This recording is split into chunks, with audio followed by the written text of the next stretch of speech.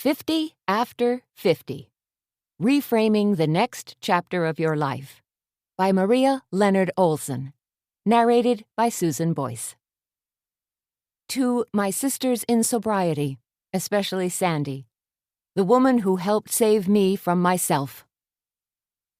Preface. Maria 2.0, or Out of the Mud Comes the Lotus. At age 50, I drank my way out of my 25-year marriage. I had, against advice I knew, put all my eggs in the motherhood basket, willfully derailing my successful law career. As teenagers, my precious children did not need me in the hands-on way they had previously.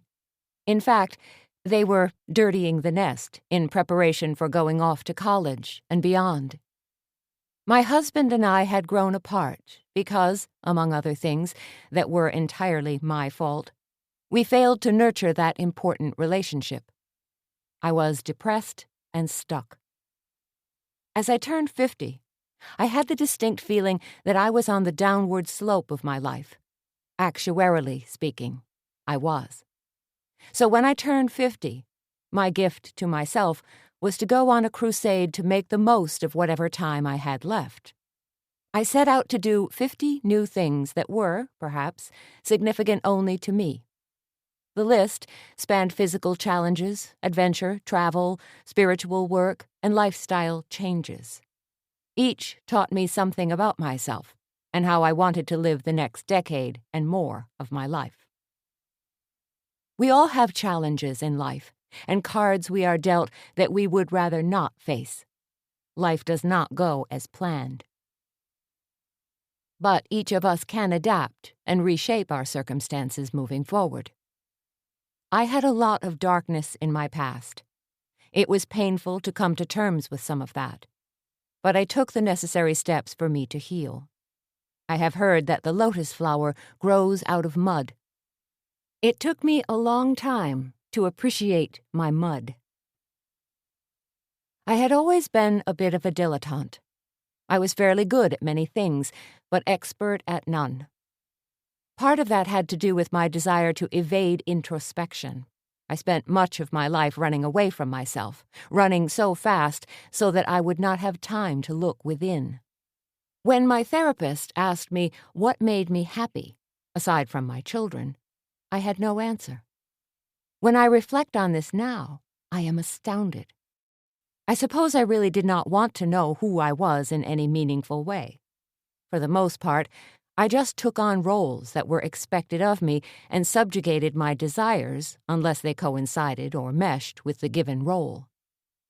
Pursuing 50 new things was part of my quest to determine who I was at my core and what cultivated joy for me.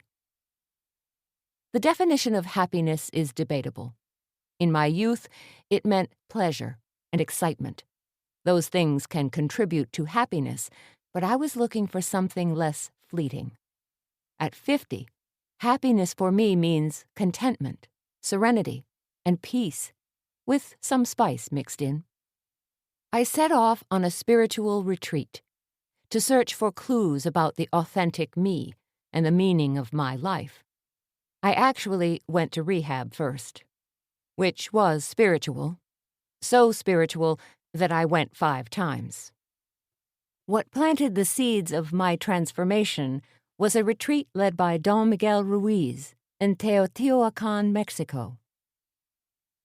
I now strive to live my life according to the tenets of his book, The 4 Agreements. These 4 agreements, and the 12 steps for recovering alcoholics, provided the roadmap for the next chapter of my life. So eager was I to share my new way of living that I joined forces with friend Dr. Nicole Cutts and led some writers' spiritual empowerment retreats. Our tribe of women writers and seekers continues to support each other and check in on our writing and other projects. Participants have called our Vision Quest writing retreats healing and affirming, and full of love, authenticity, and breakthrough. I came to terms with being middle-aged. I didn't actually like the way I looked in the mirror, so I looked in the mirror less. I had been a lifelong athlete of some sort, and had run 3 marathons. The fire for running had dimmed since nearing and turning 50, and my knees rebelled at the beatings they had taken. I took up walking and run walking. I took more time appreciating nature as I moved along. I did daily gratitude lists in my mind and on paper. I prayed, sometimes reciting rosaries in my mind. After I made some headway on my spiritual path, I set out to try new adventures. One of the more radical things I chose in this new chapter of my life, and most horrifying to my children, was to get my motorcycle license and a motorcycle, after training, at a local Harley-Davidson dealership. My now ex-husband got himself a Maserati at about the same time, but that's a different story. This is my story. I have some trepidation over revealing so much of my own dirty laundry. But part of my quest is to be open, to have no secrets, and to live in the light. Secrets can keep us sick. It is also cathartic for me to get everything out and to channel my learning in positive ways. I can now acknowledge that all mistakes and experiences present opportunities for learning if we are honest, open, and willing. I hope my journey inspires you and other women to drink fully from the cup of life, maybe even earlier than I did. Time is a precious and finite commodity. Don't waste it. After decades of simmering self-hatred, I can honestly say that I like Maria 2.0. May you find your next version now. Part 1. Why I did this, and why you should too. Days can be long, but years seem to be getting shorter and shorter as I age. The fact that I have lost more loved ones in recent years has made me more acutely aware of my mortality, and incited an urgency in me to not waste whatever time I have left on this planet. Just this week, a healthy college classmate of mine fell, struck his head, and died instantly. Almost a dozen of my friends have been diagnosed with breast cancer, and several died from the disease. I believe life gives us wake-up calls. I no longer choose to ignore them. What brought me to this point of critical self-evaluation and recalibration? It took me a long time to accept myself as perfectly imperfect. I carried much baggage that negatively affected my life until I dealt with it properly. I reached a crisis stage that forced me to realign my priorities and take a hard look at where my life was heading. I wish I had not allowed such chaos into my life, but it brought me to where I am now. For that, I am grateful.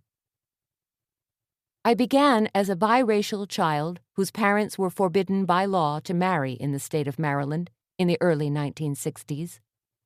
I tried desperately to fit into an overwhelmingly white tableau, compromising large parts of my identity. I excelled at school and made my way through a top 10 law school, achieved a certain amount of success at a large D.C. law firm, and was granted a political appointment in the Clinton administration's Department of Justice. Maternal instincts outweighed professional aspirations, and I became the mother of 2 amazing children. Perfectionism was my goal as a stay-at-home mom, and I read every book on the subject, researching and practicing motherhood as exhaustively as I would have treated cases in my former legal practice. I strove to create the type of childhood for my children about which I had yearned and fantasized. After years of this, I snapped. Alcoholism flared, and I lost most of what I had built, including an almost 25-year marriage, a beautiful home in one of Washington's most exclusive suburbs, and other trappings of wealth and privilege. My kids grew up and did not need me in the day-to-day way I had devoted myself to for nearly 2 decades. So I went back to the working world and started over, in many ways. Now, I'm a life adventurer, making the most of whatever time I have left. Everyone has something in their life.